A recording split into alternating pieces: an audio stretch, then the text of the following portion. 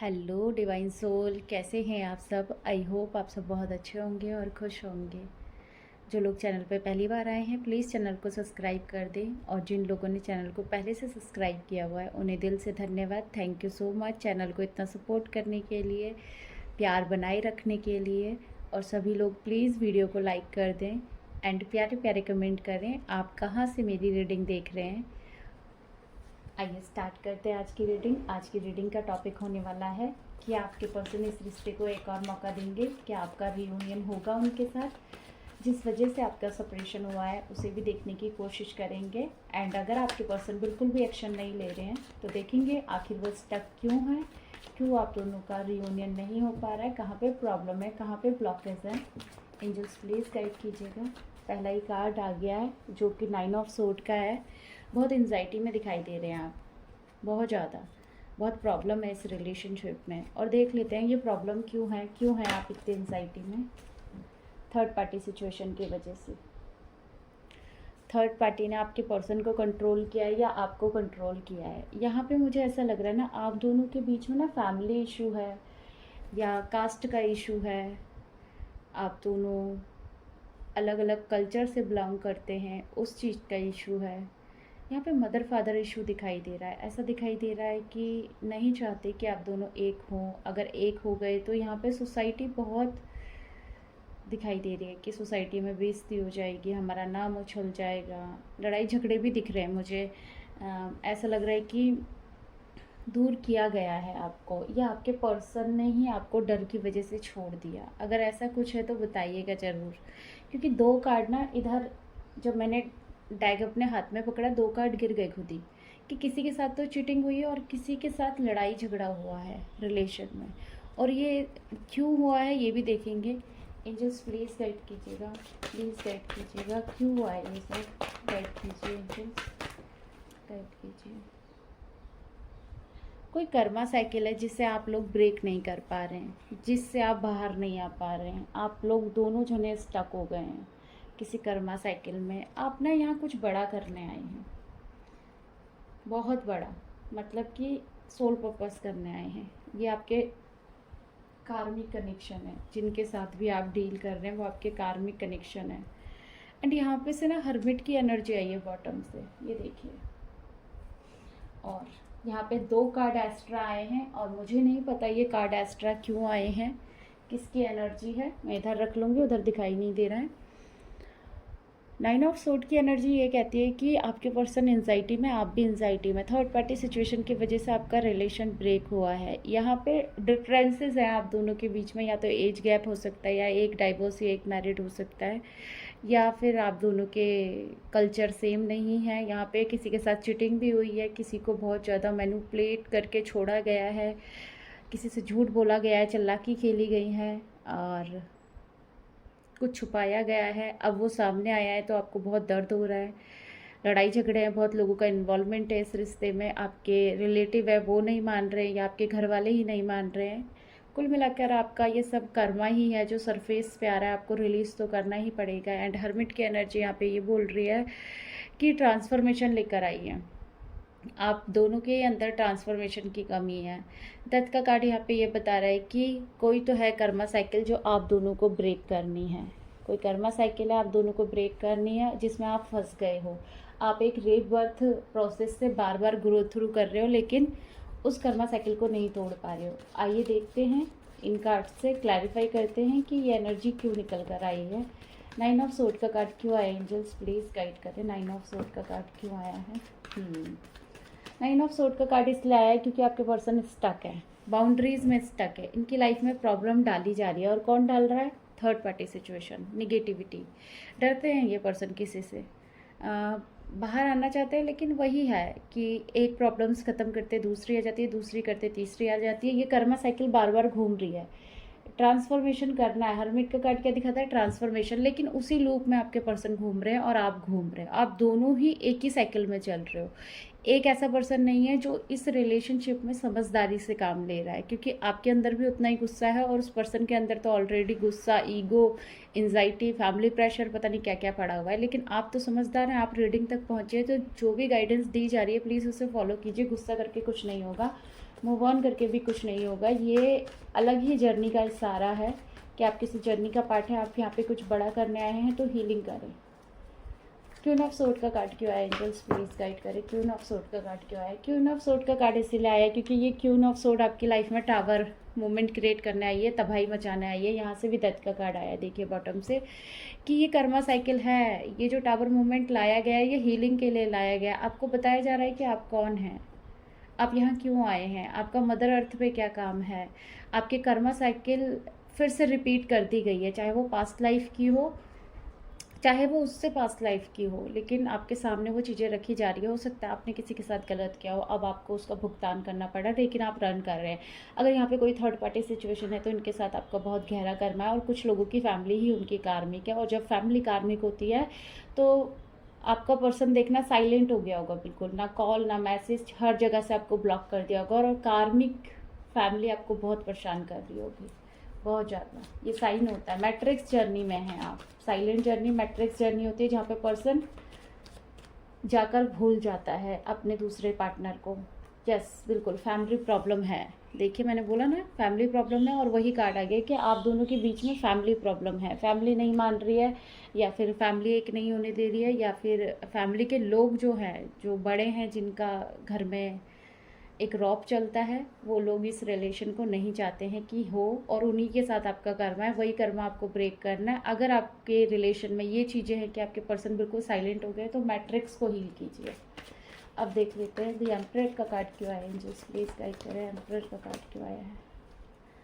Ego, ego टूट रहा है या तोड़ना पड़ेगा, या पास्ट में आपके साथ ऐसा हुआ कि आपके ईगो पे बात आई है, आपको बहुत ज़्यादा ड्रेन किया गया है। ईगो पे बात आने का मतलब होता है कि आप जस्टिस चाहते हो और आपको जस्टिस नहीं मिला, इस वजह से आप टूट गए। आपने जस्टिस के लिए बहुत दुहाइयाँ लगाई, लेकिन वो फुलफ़िल नहीं हो पाई, और आपका ईगो मेल्ट हुआ। कहीं ना कहीं आप ऐसे डार्क नाइट ऑफ सोल से गो थ्रू करके गए कि आप जस्टिस के लिए दुहाइयाँ करने लगे, लेकिन किसी ने भी आपको जस्टिस नहीं दिया, आपकी बात भी नहीं सुनी। हो सकता है यहाँ पे बहुत लोग मैरिड हो कार्मिक पर्सन के साथ, और उनके इन लॉज ने उन्हें छोड़ दिया हो, और अब वो जस्टिस की मांग कर रहे हैं, लेकिन जस्टिस हो नहीं पा रहा है। 5 ऑफ पेंटिकल का कार्ड क्यों आया है, प्लीज गाइड करें। 5 ऑफ पेंटिकल का कार्ड क्यों आया है?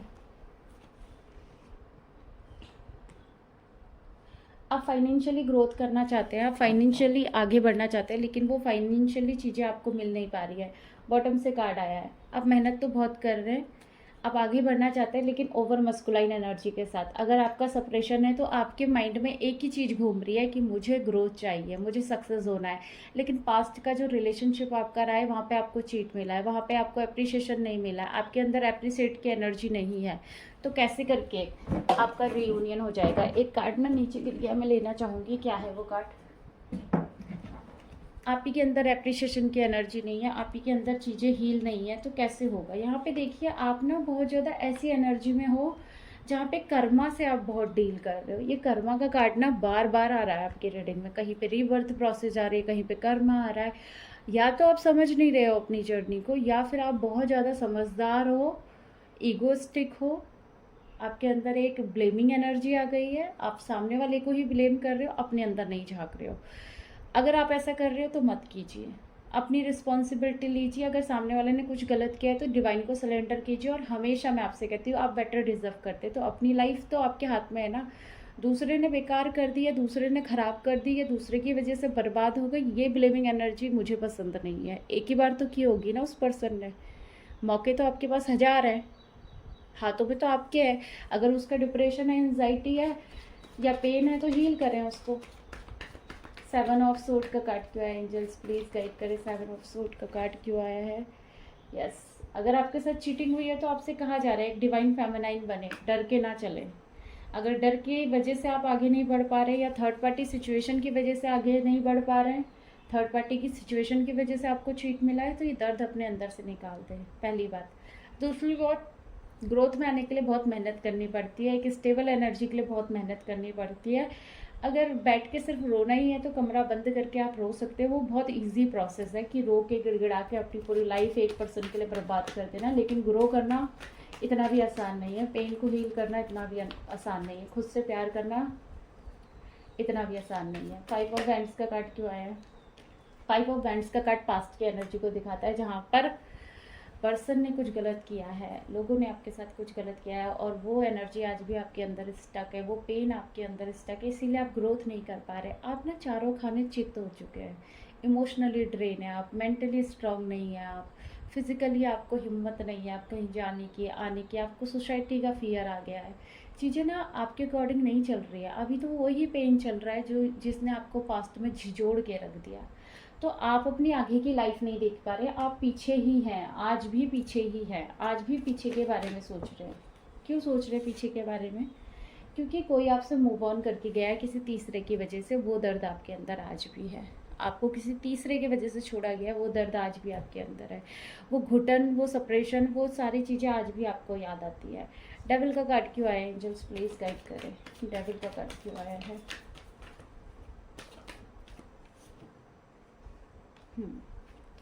डेविल का कार्ड दिखा रहा है स्टकनेस को, 5 ऑफ वैंड्स का कार्ड दिखा रहा है, बिल्कुल सेम कार्ड हर डेक से निकल कर आ रहा है, न्यू बिगनिंग को दिखा रहा है।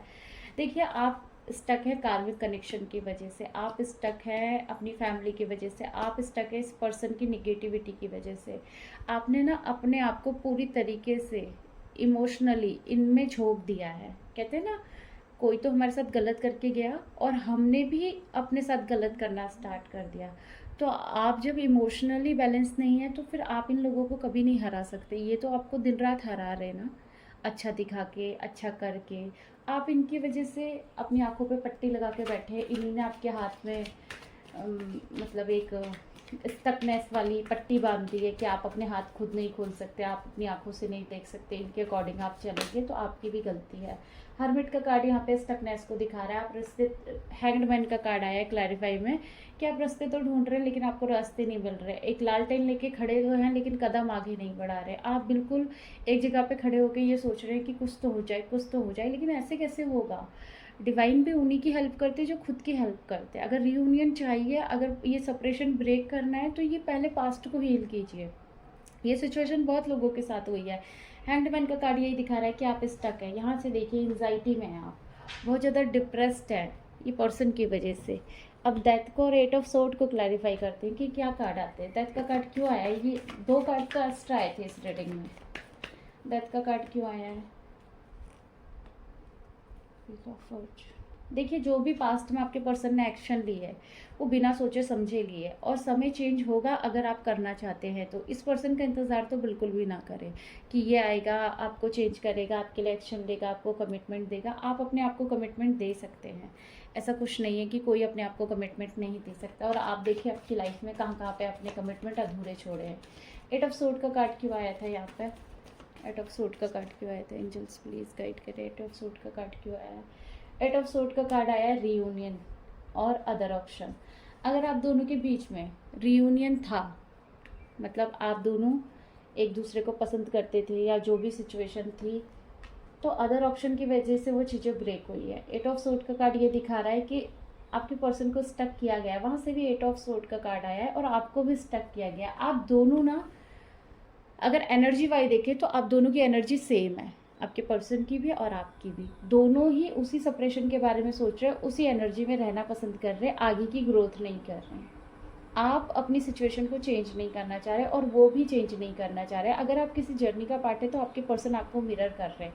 जो हो गया उसे छोड़ दें, क्योंकि जब तक आप उसे छोड़ेंगे नहीं तब तक क्लींजिंग नहीं होगी। अगर यहाँ पे फैमिली कार्मिक है और आपके पर्सन साइलेंट हो गए हैं, वो मैट्रिक्स में चले गए हैं, तो आप सोच लीजिए कि आपको स्पिरिचुअली वर्क करना है और उनको कार्मिक में जाकर अपना कर्मा हील करना है। अगर किसी के पर्सन को चीट मिला या किसी के लॉज ने किसी को चीट किया है तो वो आपकी कार्मिक है, उनके साथ कर्मा हील करें। अगर आपके पर्सन को रास्ते नहीं मिल रहे तो डिवाइन को सरेंडर करें। हर एक प्रॉब्लम का सल्यूशन है। कमरे में बैठ के रोना बहुत आसान है, लेकिन लगातार अपनी हीलिंग करके आगे बढ़ना, लोगों को माफ़ करना, खुद को माफ़ करना, पर्सन को माफ़ करना उतना ही कठिन है। अगर पर्सन अच्छा है, मजबूर है, तो उसके लिए काम कीजिए। अगर फ्लर्टी नेचर का है, थर्ड पार्टी के पास बार बार जा रहा है और डिवाइन आपको फुल्ली साइंस दे रहे हैं कि लेट गो करो, ये पर्सन नहीं आएगा, इसका नेचर ही ऐसा है, ये तो करता ही ऐसी है, तो प्लीज़ गिव अप कर दें वहीं पर ही और एक अच्छा पार्टनर अट्रैक्ट करें। आप बेटर डिज़र्व करते हो।